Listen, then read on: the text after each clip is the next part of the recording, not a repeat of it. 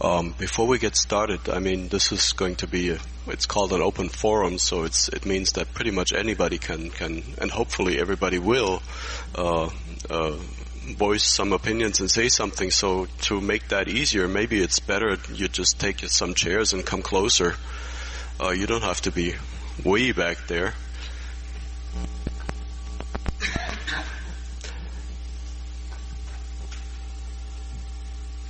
And we are also going to be taped or recorded, so please make sure that whatever you say, we have a wireless microphone here that we're going to pass out to you. Make sure we have you on the microphone and on the tape, because the people who are not here today also want to have a chance to be able to hear what we're talking about.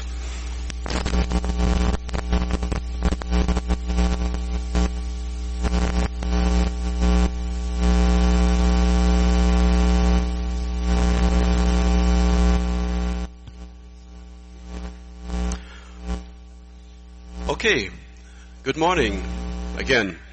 Welcome to the 35th CALLERLAB Convention. Today is March 18th, 2008. This is the Overseas Open Forum. I am Francois Lamoureux. I'm your moderator. And with me here on the stage, we're not quite sure if as panelist or as co-moderator. Please welcome a friend from Germany. He's also the present chairman of the Overseas Advisory Committee, Mr. Joe Kromer.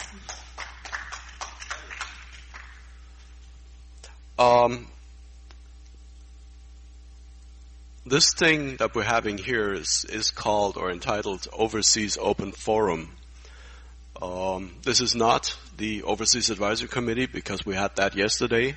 That happened in a separate place. So this is something in addition.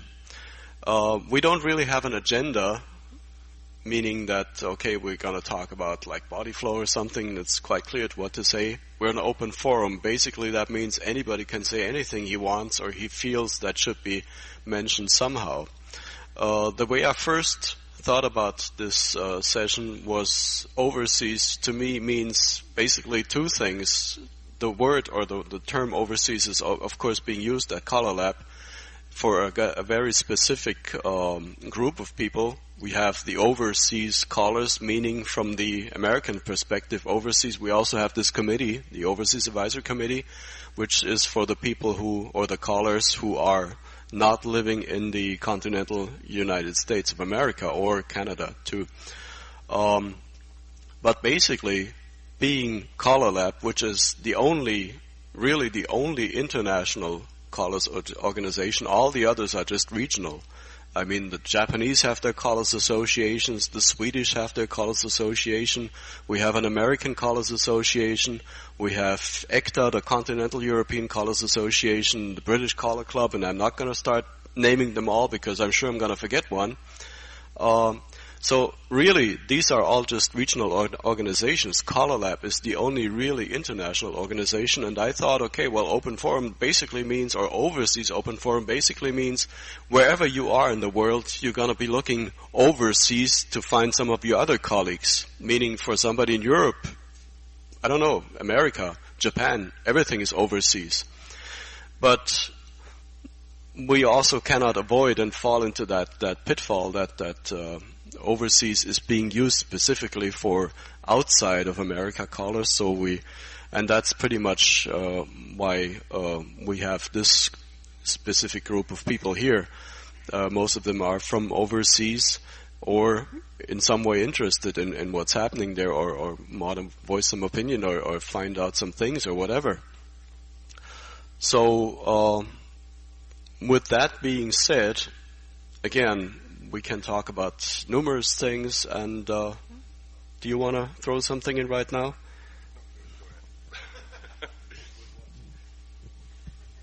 Yeah, it's we talked about a little before we started that session, and what we think is a good point to start is that each one of you, I see from different regions, tell a little bit how square dance, or how, for example, like the classes, the dances, work in your specific country.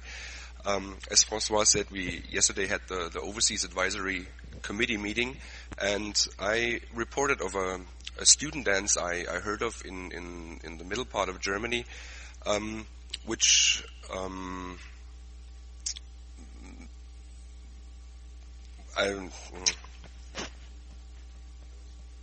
which surprised the attending board of governors members there.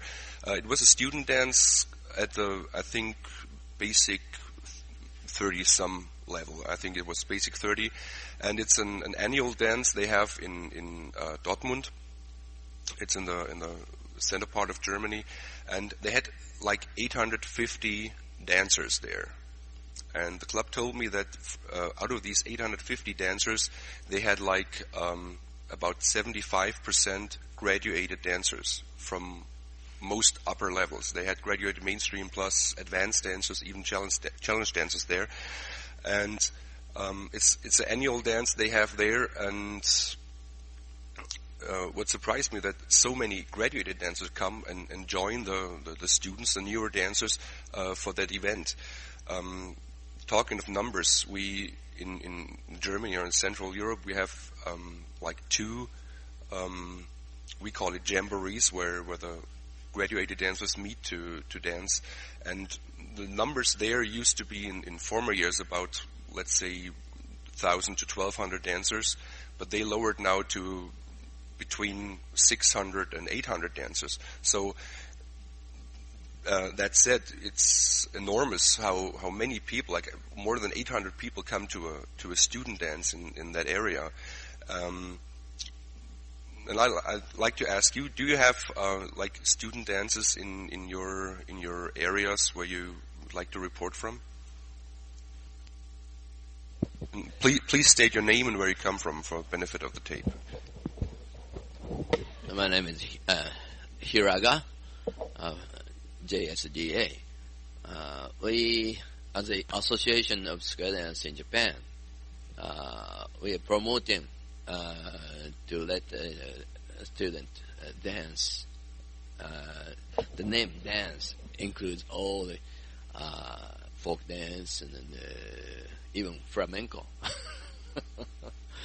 But in my case, in one district of Japan, I started teaching the ladies' high school third grade pupil. I think it was from 7 years ago. It started. Every year I teach third graders. Total 360 students. And 80 or 2 classes get together, and we teach only one hour. So I have to teach at least 5 times during 3 days or something like that. It's hard work, but still it's enjoying, because all the girls taking a man's role and ladies' role with the same costume. So it is very hard to do a sight call. So anyway, it is just to teach only 10 or 11 movements in 1 hour, and maybe under teaching half of the time, and the half of the time is for enjoyment. And so they love to that, but it is just to let people know, the young people know, that there exists a very interesting hobby like square dance. That's all. And after doing that 6 years, last year I had good opportunity to teach the teachers the square dance. They only one set in one district and got together. So I'm going to do some kind of questionnaire from those teachers, and to be more efficient next time. But reaction is not very good at this moment. But still, this is the beginning.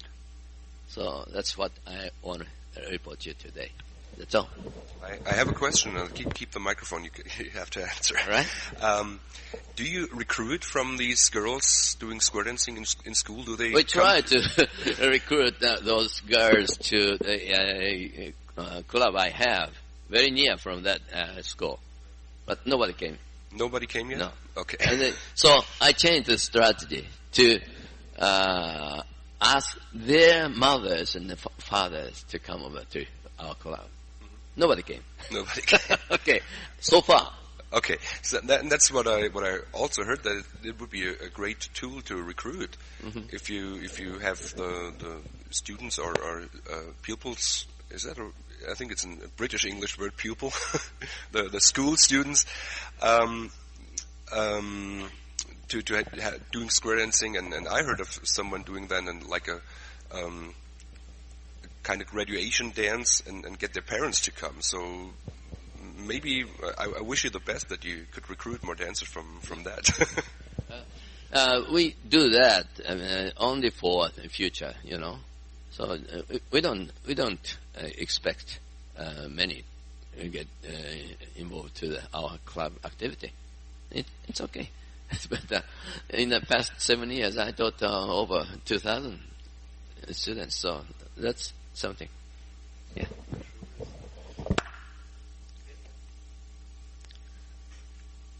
Robert, would you like to report how student works in Great Britain? Yeah, are there any dances together? Do you come together for student dances in your areas? Maybe you want to give him a minute to think, because you pretty much put him on the spot here. Let me just throw something in.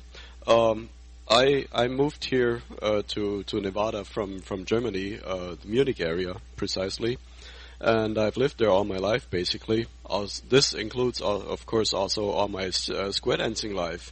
And I wasn't really prepared for this story from Dortmund, but I think it's a very interesting story, because I can pretty much come up with something that's exactly almost the same for the Munich area, because every year the largest dance that's in the area is the Munich, what we call the so-called student party, which is always like the second weekend or Saturday in January. The level is normally like basic 30, which is dive through, and that's it, no italicized calls. And we stop before Alamandars and ocean waves and these things. And basically all the classes have started in September, October, and the dancers are rather proficient with that level, meaning that we've sort of taught the last move that's going to be called at this dance maybe 3-4 weeks before the actual dance, so they can enter there with a rather relaxed attitude. They don't have to think, oh my God, this last call we just learned 2 days ago, I'm not quite sure with that yet, and hopefully it's not going to be called on Saturday. It's not going to be called because they can go back a couple of weeks, and I can go back to my own experience when learning, because when I learned, I joined my then girlfriend, and she signed us both up. We had to pay a certain fee which covered the whole tuition for basic, meaning up to a Ferris wheel. And I didn't really enjoy the whole thing. I really did not enjoy the whole thing. And this one dance sort of started everything for me. And from there I wasn't stopping anymore, would never stop anymore. So I'm really a very firm believer of these kind of dances, that they boost confidence. They give you the fun. They show you what you've been working towards all the weeks. Teaching, learning, standing, hearing something new, walking through, then being reviewed and everything, all that stuff. And suddenly you go there and you just dance and have a ball and have a hell of a time. And going back to the attendancy, when I started dancing, that was in 1986 to 1885 to 86. So my first student party was January 86. It may be have been 300 people or something in attendance, and it started growing and growing and growing. And I may also add one more thing, that back then we had a sort of callers from the floor concept, which meant whoever was there, taught a class, would call a tip. Sooner or later, the number of clubs or the number of callers grew, so that didn't work anymore. Then they started callers from the floor but sharing tips. So basically every tip was called by 2 callers, which sometimes can spell out disaster for the new people. And the thing sort of dragged on until we had maybe like 400 people at this particular dance in the early 1990s. And then the callers in the Munich area gathered together and got together, said, we want to come up with some sort of guidelines that we are going to give the hosting clubs and make sure that they follow them. It's going to be for the better of the whole, this kind of dance. And we made sure, we told the clubs that, number one, we don't want callers from the floor. We want a fixed program. This dance is normally like 4 or 5 hours long. We want to make sure that not everybody who shows up calls. We want to let them know beforehand who calls. The next thing we said, we want to make damn sure that the most experienced callers are going to call this dance. This is not a time for experimenting for new callers. We want to make sure that these new dancers have the very best time they could possibly have. And also a couple of other little things, like for instance the first tip, never more than one person. Many times when you have a certain program segment that's called by 2 or 3 callers, they're going to get on the stage and call the first tip together. We don't want that, because it's hard enough to hear a new caller. It's hard enough if you're dancing in your own class environment with 3, 4, 5 squares. Suddenly there's 50, 60 squares. Normally there's space behind you. When I did my first grand square, the first time I backed up, I ran into the lady's heels behind me, and that wasn't very pleasant for her. Anyhow, to make it short, after that, the student party dances in Munich started growing, and now it's pretty much always 500-600 people. And same thing as Joe just mentioned, lots of graduated dancers. We never have like 600 students there. It's maybe 100 or so, or 120, 150. But the whole thing takes a lot of effort to make sure that especially the newer dancers have a great time. And many of us had the same kind of experience, that this kind of dance really sort of opened the eyes for everybody, and it showed us where square dance can go for each and everyone, and what kind of fun you can have with it, which you normally not always have in your class situations with learning and repeating and stuff like that. So I think, and probably there's more areas that can report similar kind of things. So I think that's a very good success story for newer people especially. Here. What is the percentage of new dancers in that 500 to 600? 20 to 25. That's big enough. Thank you. Jeanette, what would you guess? What's the percentage of students and graduated dancers in your student party in Zurich? 20% students, about the same as in Munich. Yeah, in Switzerland, in Zurich. Yes. Yes. It's quite common in Germany and Switzerland to have like local student parties about beginning to mid, or in January normally. They all about that mainstream 30 level, about up to dive through. And there's also one in the area I come from, in the Stuttgart area, there where the clubs got together. They have a monthly meeting, the representatives of the club, and they do also a student, they call it student convention, I think, in Stuttgart. They have a similar idea of doing this. The clubs get together and choose each year another club to host that event, and they also take all the callers, or most of the callers of the clubs, and make a program 1.5 hours, 2 hour slots where 1 or 2 callers do this slot, and so you get to know what's a big favor, I think. You get to know the callers of the area, and you also get to know the dancers of the area and the students from the other club. You see, I'm not alone with my 6 or 10 other students in my class. There are plenty more having the same thing, having maybe the same trouble. It's hard getting through and to repeat and everything. And they, what I see a lot on those stands is that students from the different clubs get to know each other, and it's mostly the first time they're out of the club during the class, and so they see each other. Oh, you're doing this, you're doing that, and when they meet again after a few weeks or a few months, I saw you there at the student convention. How things are going, and so the clubs grow together a little bit, and people know each other. Well, one more thing that I think is very remarkable about these things is the pure fact that, we even have people there, graduated people there, whose clubs may not have a class at this time, meaning they don't go there because I have to support Angel for my students in my club. They just go there because it's a simple hell of a dance. They know they can handle this level, basic 30, which means dive through. It's not that complicated. They have a good time, and they don't always need the plus that circulates some whatever we can do there. Sometimes we do some crazy stuff there. It's not always necessary.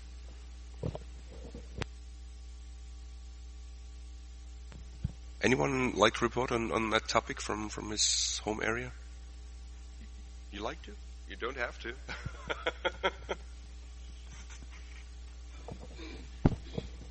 Robert Hurst from England, also a member of the board. Several things. I think it's important to remember around the world things are very different. Things in continental Europe seem absolutely superb in that they do host these what I call beginner parties.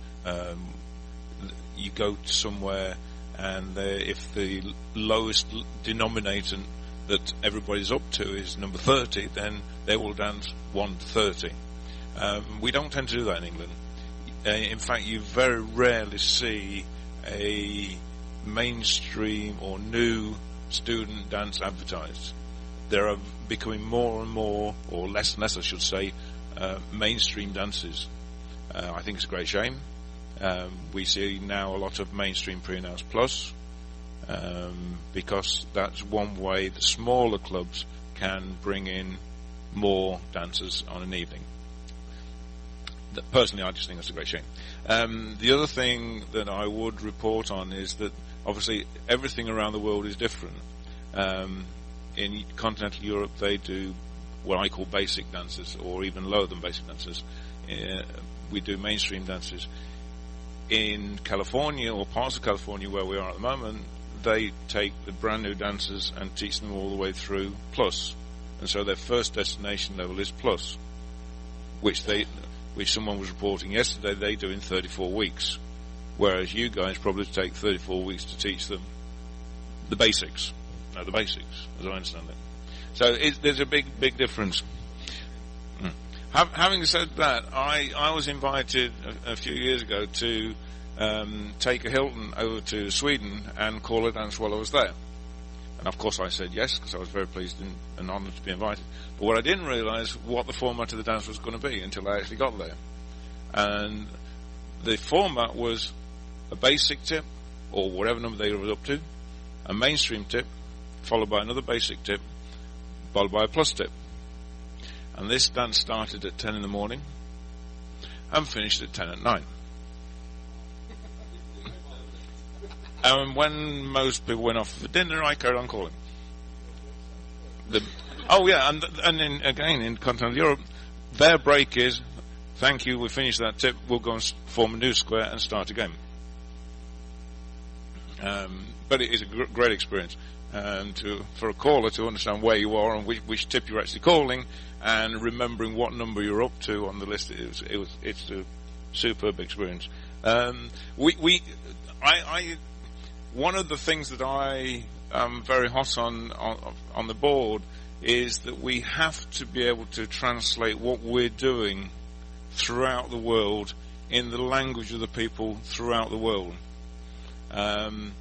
When we look at definition changes, those definition changes, in my opinion, have to be precise so that they can be translated into Swedish, into French, into Japanese, Taiwanese now, Czechoslovakian, and around the world. It's very important because a lot of the people from around the world, their second language certainly is not square dance. The second language might be English, and the third language is square dance, and it has to be precise. So I have every respect for the people around the world where their language is not English, and you guys have to be very careful on how you teach and what you teach. And teaching children, I think, is a fabulous thing. So congratulations, my friend. Thank you. Thank you, Robert. I was doing a couple of dances the last days when I was over in Yuma, Arizona, and one dancer came up to me and said, "Oh, you speak very good English," and she thought it's not normal for me to call actually in English. And she, "Do you call at your home country? You surely call in German?" I said, "No, I call the same way as I do here." And what I explained her is basically when I do a square dance class, a basic mainstream class, I teach square dancing and English, because there's in each class there's some people that don't speak English at all. So I explain them both the calls, the moves, and the directional calls. What is left? What is right? Face forward, face in, face out. I have to teach them while I go.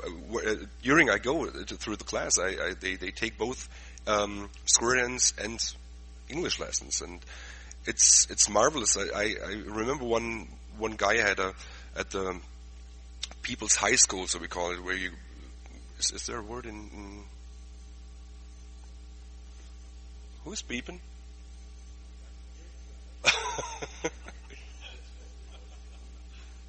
At the we call it People's High School, and he didn't speak a word of English at all, and he was kind of dragged into the class by his wife, and I had the first few days I had a really hard job to keep him up and keep him running, but few years later, he then, after he learned square dancing, then he went to another course at the People's High School and took English lessons, because he was so in there and started doing that, and was really amazing what you can teach to people at this time.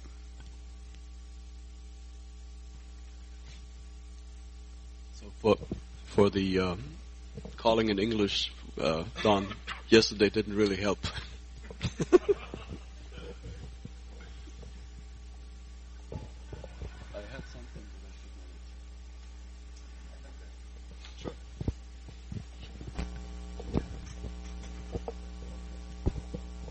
Don Casper, Mannheim, Germany.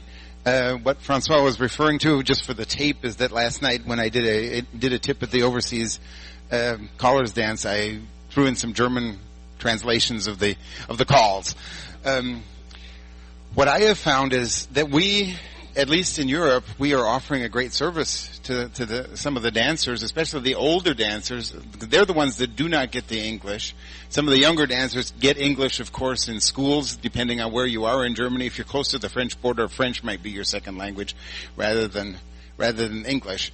But a lot of the younger people can speak English, so they are more familiar with them. But when you get seniors, when you get, let's say 55 and up, those people in your classes, they really can't speak the English. So we try to encourage them. We are teaching you English at the same time, at least fragments of English. And it's very important to learn those things, as Joe said, to the directional calls. Turn a quarter left. What does that mean? Yeah. And I was just wondering how the Japanese do it. I know in the Czech Republic, I was astonished at the first convention that I went to in Prague in 1999.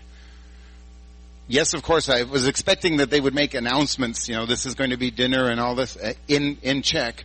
I had hoped they would make them in English too, as I hope in Sweden they don't make everything just in Swedish, but they use English as a second language for important things like announcements. But I found in Czech Republic, when they do workshops, they kind of go more to their own language rather than teach in English, which I think is a shame. And we've got to be aware when we're calling and teaching that in Germany, at a big dance, you may get someone from Czech Republic who doesn't speak German. So yes, we do need you to do your workshop, your presentation in English as well.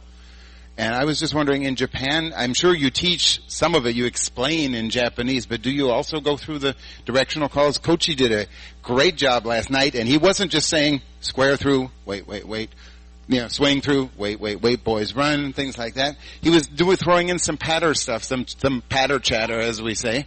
I was wondering, do the Japanese go further into details about the English? Because I'm sure you explain the figures, and then, of course, you call the figures in English, but what about the stuff in between?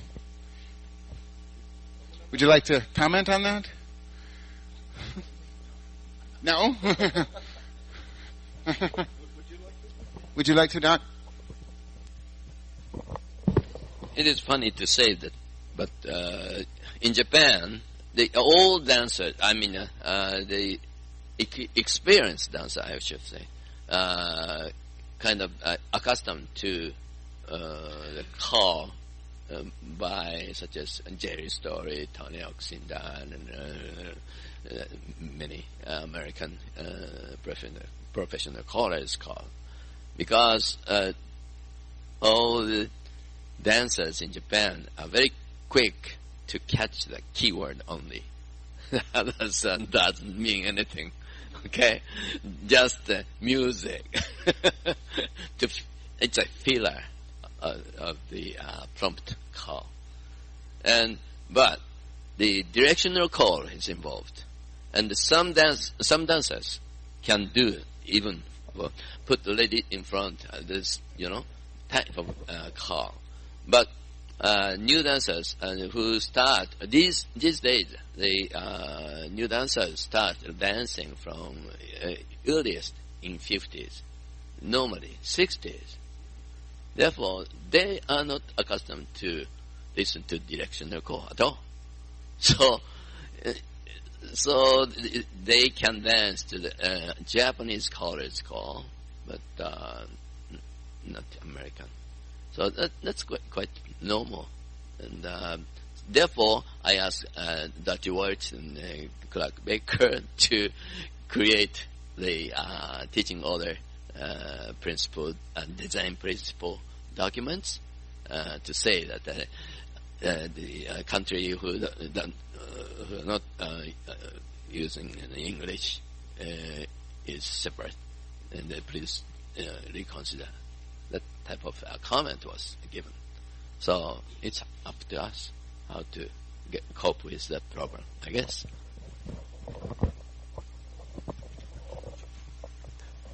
Don mentioned before, I think you mentioned Sweden somehow. Well, they are in a somewhat better position as, for instance, Germany or Central Europe, because, as I found out, they pretty much have English as a normal second language. I was amazed the first time I was there, turned on the TV in the hotel, and I saw a John Wayne movie in English. In Germany, you turn it on, it's dubbed in German. In Sweden, it's just the original version. So, and apparently that works, because if the people weren't able to see it, they would certainly give their TV stations a hard time and say, well, you start dubbing that stuff in Sweden, in Swedish, we want to be able to, excuse me, understand the whole thing. So, that is somewhat different there. One of the other things that comes to my mind when we just mentioned language and problems with language, I know that many different places in the world have a whole lot of callers, and a whole lot of these callers are not members of CALLERLAB.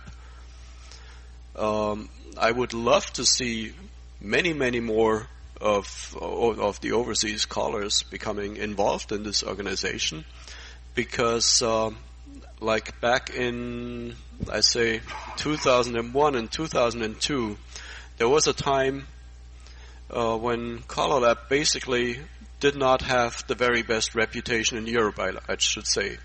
Back then, that was after we had just dropped Fan the Top and 8-chain through and spin chain through from the mainstream list.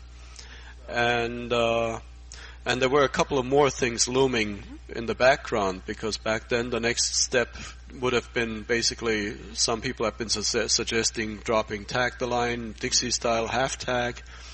They even thought about making Tag the Line and half tag one call again, because they could only strike 3 calls at maximum, and that would have been allowed to take half tag and Tag the Line off in one move. And a couple of these things were going on, and the European callers were really mad back then, I could say. It sort of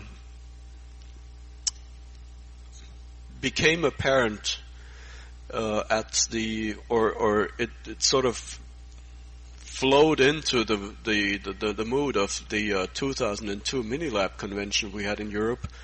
I'm sure that people like John Jones was there, Deborah Carroll Jones was there, Mike Jacobs was there. He was, back then he was the chairman of the board, and I have to admit that some of the ways that some things were addressed there were not always in the best diplomatic way, let's say. And we had to both sides basically had to do quite some work to patch up the relationships again and improve them again. And all we could always tell the people, you know, if you're mad about this and this going on, you have the chance to be in there, become a part of it, vote. We normally know that many things are not being voted, especially here in America. I mean, basically, if they vote for the next president and they have 50% of their voting population actually voting, they're happy. And for a democratic country, this is not exactly a very good figure. In Europe, I lived in Germany most of the time, and their participation at the general elections is now down to 80% and even below, and they're not happy about that either. So, if we can become a part of it, if we can make our voice heard, if we can actually vote, then we should also do it. And one of the things we kept saying, people in Europe, become part of it, become involved, you can vote, don't be mad afterwards because somebody else decided something you don't like, become part of it. And, a part of this is probably because of the language barrier. I am pretty sure. I was amazed when I was still vice chairman of the Overseas Advisory Committee that the Japanese callers had taken a very, very big step and put a lot of effort in, for instance, translating direction into Japanese, and that's a marvelous piece of work they did there. And unfortunately, we haven't quite come up with something like that in Central Europe. But I think we have to think about ways and find ways of getting more people involved. Yeah. At the committee meeting yesterday, we decided to find volunteers to start to translate with a mainstream program the definitions as they get redone now. I hope it's our job as chairman and vice chairman to find somebody who, or at least a committee who takes a task to translate that. And again, as Francois said, I'd like to ask everybody also out there on the tape to join CALLERLAB and get your voice heard. Robert? Yeah, Robert Hurst from England again. I just really sort of like to add a plea on this similar thing. There's something like 40% of the membership actually bothers to vote on most issues, which is quite low. But if everybody in the overseas arena actually voted, we could probably sway the vote. Now that's an incredible fact, but it's probably true.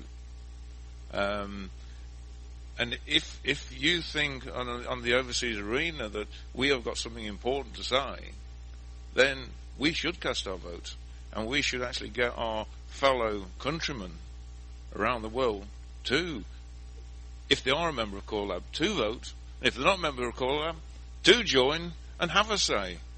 I mean, this is the whole point. If you're not a member and you don't like the result, I'm afraid it's tough. You miss your chance. Whereas if you become a member, which is not that expensive really, and there are great benefits of membership, then you can vote and you can have a say. And I assure you, you could sway the vote. I wouldn't want to stress that too much because some people are not quite happy to hear that. But of course, I mean, it's equally true for even callers here in the States, by the way. It's not just an overseas problem. If you don't like what CALLERLAB's doing and you're not part of it, the way I see it, you don't have much right to be bickering about what they do. Get in there, make your voice heard, vote.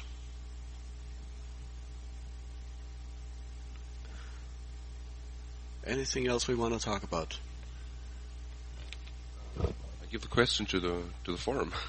Anything you want to talk about? Any questions to ask? Don Casper?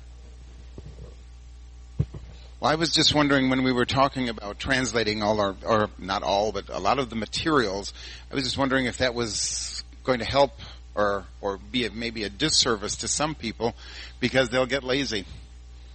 Some of our caller members. I know some of them really need it because we don't have the native English speakers in their area to help them translate and figure out exactly what these documents mean. I'm just a little leery that sometimes they might get lazy. Although, granted, it would be a benefit if we have an official translation. The caller could say, here's the definition, you know, this is what it is in your native language. That might help. But it might make some of our caller colleagues a little lazy. It might. Looking back over the years when I joined ECTA, back in 1979 even, I think we had more American callers than we had German callers. Still, way back when it started, there were only American callers. They were servicemen who'd been there from the States, started clubs on military installations, and that's where square dancing in Germany got its start. As the military drew out, as local clubs said, well, we'd like to have our own club in the area, not on the base, but somewhere where everybody could get to. Maybe it's a few kilometers down the road in another town. German clubs started springing up. Then we had the big hassle with the military that you had to be 50% American to have a say. Our own Dancers Association was an American association, and that changed in 1981 or 2 at the Fall Roundup when we drew up a new constitution from 9 in the morning until 5 p.m. We got it done. We got away from the military. The Callers Association got away from the military, and we got more and more local nationals, I will say, to come in and start clubs, become callers. They still had the advantage. There were still a lot of, and this is the time when I started, still had the advantage. There were a lot of Americans still there that could give you training.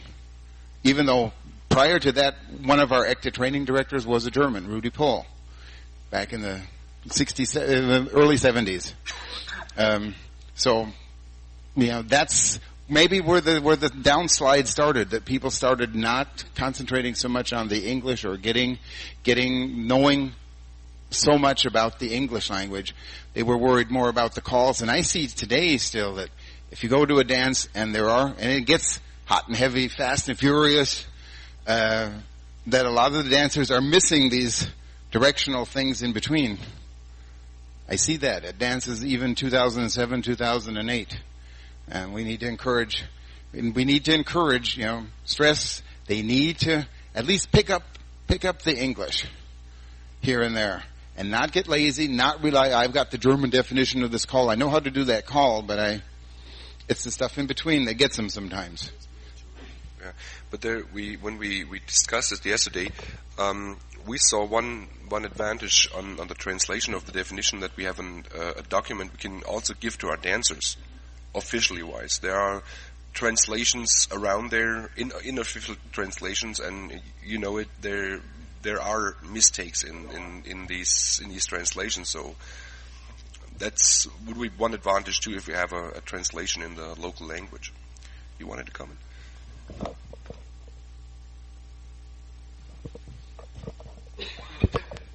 I'm Mary Hutchinson from Sterling, Virginia. I apologize. You may have already discussed this, so if you have, then just would it be helpful to consider for your formatting with your translated documents, presenting them side by side, basically, with the German and English next to each other, or Japanese and English and so on, which would help to kind of give the folks who may need an assist with the English language that side-by-side translation, but would also give the opportunity to have it in English right next to it. And I say this because the company that I work for in my other life, we do testing of technicians, and we actually present our tests in a bilingual format with, in this case, Spanish on this side of the page and the same questions in English on this side of the page, so that the people who are taking the test who need to refer to whichever side can do so and make sure that they understand completely. Good idea. We haven't discussed it yet. I find that a very, very good suggestion. I wrote it down to I just flopped my pages back to the meeting of yesterday, and I wrote it down. I find it is a very good idea. Thank you for your comment. Janet Stoible, Zurich, Switzerland. I also find this a very good idea because it helps people. Because I don't think it's not laziness. I think it's very difficult. It's easy for somebody who speaks both languages. It's easy to read English documents or German, doesn't matter. But for people like me who's English the second language, it's not so difficult to read definitions for me. Still, I think it's a very good help if we have this translated. But reading articles or reading other things in English, I think this is it's very difficult. Or even expressing my opinion in English, this is even more difficult. And I think this might be also one of the reasons why not so many like ACTA members or German or Swiss or Austrian people are member of CALLERLAB, is because it's just difficult for them, and we might need to do the important things we should try to translate, like the new definitions. Yeah. I think it would be great help, and the format would be perfect. What we also found out yesterday at the meeting is that the English is used in official CALLERLAB documents isn't the very easiest English could be. Sometimes I went through the process as a accredited caller coach, and I remember the 110 questions in the multiple choice I had to answer. There were some questions I understood totally 180 degree different than it's supposed to. And I thank Al Stevens that I was at his home when I took the test, and he was allowed to explain the question to me, not the answer, of course. And he stayed with that. He just explained the question to me, and I had like 2 or 3 questions there. I totally understood the 180 degree wrong way than it was supposed to. That is certainly correct. Well, of course, I think. Yeah. Good. I also think Mary's idea is terrific, because let's always also keep in mind, no matter what we come up with as a translation, if it really comes down to the word or something, our constitution or whatever, our bylaws, our definitions are still the binding ones, are still the English ones. So let's just keep that somewhere. There's no need or no use to sort of decide, okay, we will replace everything in our own language. That doesn't work. Robert Hurst from England again. Mary's suggestion is actually a superb one. The other thing to bear in mind is that the people who are writing these definitions are doing this all the time. The main guy is Clark Baker, which most of you will know. Well, he's an expert at definitions, but some of the obvious things do get missed. We were talking in the advanced committee this morning about one particular move where there's an obvious missing bit at the end of the definition on transfer the column. Now, by translating some of these definitions, we will probably pick up some of these little quirks, some of the missing things. And then it's a great opportunity to go back to the definition committee and get them looked at, and hopefully corrected in English or American, and then in the languages around the world. So yes, it's a great idea, bearing in mind that this is almost a full-time occupation for Clark. So whoever takes on this role either needs to do one definition at a time, or you need a host of people to actually do it. It's a big project, but it's a very worthwhile project, and I would hope, and through Mary and hopefully the executive, we can get this endorsed, as a recognised thing that the CALLERLAB should endorse and work towards asking you guys for help to do it. Thank you. The whole subject of language, of course, also comes into place in Joe's area, which is color coaching. We had a number of big color schools in Germany in the last couple of years, hosted by Grand Square Dance Incorporated, and they were all held in English. And I know a lot of people who decided not to go there, even if it was basically a chance of a lifetime, because think about the manpower and the accumulated wisdom that was available for the college students there.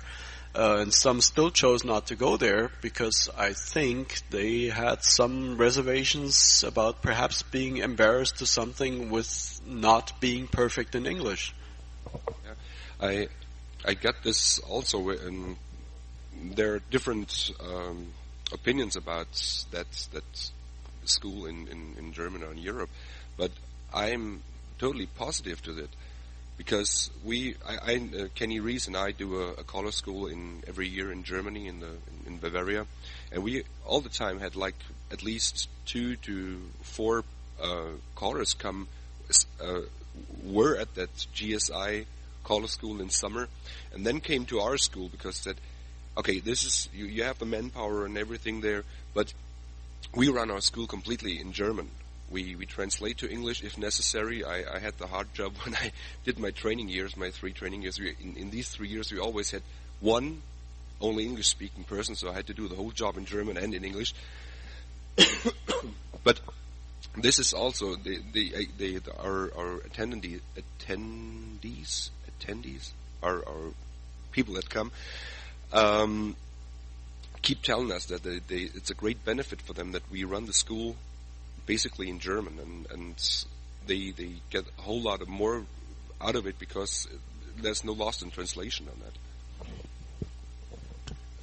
that. Can I ask Japanese guys directly, when you teach callers, does English play any role in there, or does it only happen in Japanese? I mean, you have to bring them up to some kind of English calling at the end, but while you're teaching, is that done exclusively in Japanese?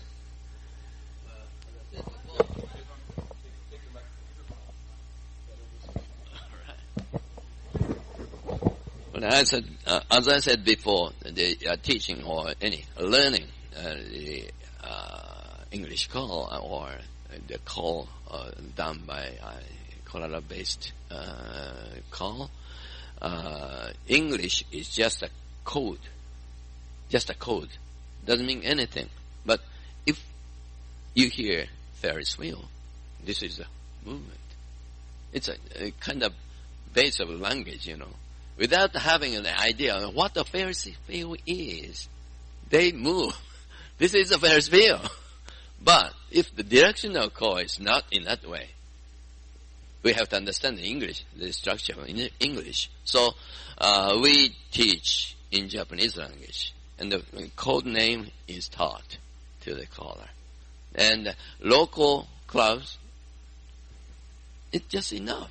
A club caller who own a small club in a remote area, they enjoy only by calling those code name, and they don't teach difficult directional call at all.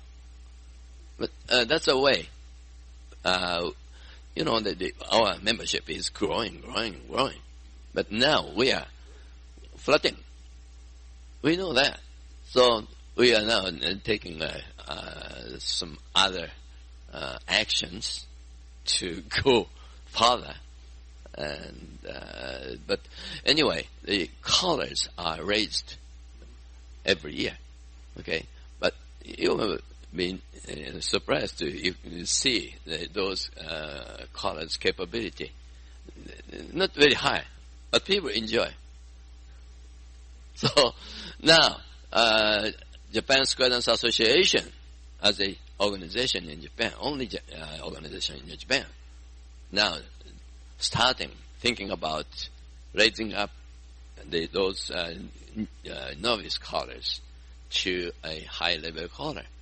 So that's the reason why Shozo Nishimura is thinking that we are going to have a caller school. Okay, so we will be improving the level, but at this moment, as far as the people can enjoy the caller, it's good enough. That is indeed the most important thing. Anybody else want to say? You? Koichi Harada from Japan. This may not Don's comment, but Hiraga-san mentioned about the caller and dancers in Japan understanding the call as a name. Then I called in the United States about 8 or 7 or 8 clubs. Then the dancers and callers wondering the Japanese understanding the English.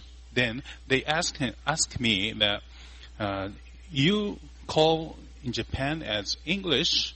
So I answer yes, but that's not English in Japan as a name. The Japanese understanding you also like a spaghetti, hamburger, egg, fried egg, scrambled egg. They don't understand hamburger is what, but the hamburger is this meal. Spaghetti don't know, but this meal. As he mentioned, Ferris wheel is what they don't understand. Ferris wheel what, but Ferris wheel is this motion. Also, as spin chain and exchange the gears, what is a spin chain? Exchange what Japanese don't understand, but just spin chain and exchange the gears, this motion. As a name, they understand the spaghetti, hamburger, curry rice. Also, they're the same. So, people in the United States, we understand sushi. Yeah. It's the same thing. Same, very same. Thank you, Koichi. Anyone like to comment or state? Well, so we're coming up to dinner time, so I would like to Already thank dinner? lunchtime. Sorry. We would like to thank everybody for showing up. We didn't quite know what to expect from this. Can I make a short comment? Sure. Other than the one On the mic. I think this is quite important for overseas advisory committee that every country have a different association and organization. And in our case, in Japan, our association is not for callers, not for dancers, but for both. And we callers enjoy calling. Dancers enjoy our calls. And same situation. They don't pay money to me. We don't pay to them. The club is made together. Okay? But the situation in this country is a little different. And I don't know what is the end result of the popularization of the square dancing. I think our way will be better. Okay? And in ethics of colors in the Japan Square Dance Association says, okay, you can receive money if it is not it doesn't exceed the money you spent. That's the only, money we can receive. Then the volunteering, they say, but I'm not volunteering. I'm enjoying. I like that. I like to call the dancers and to call.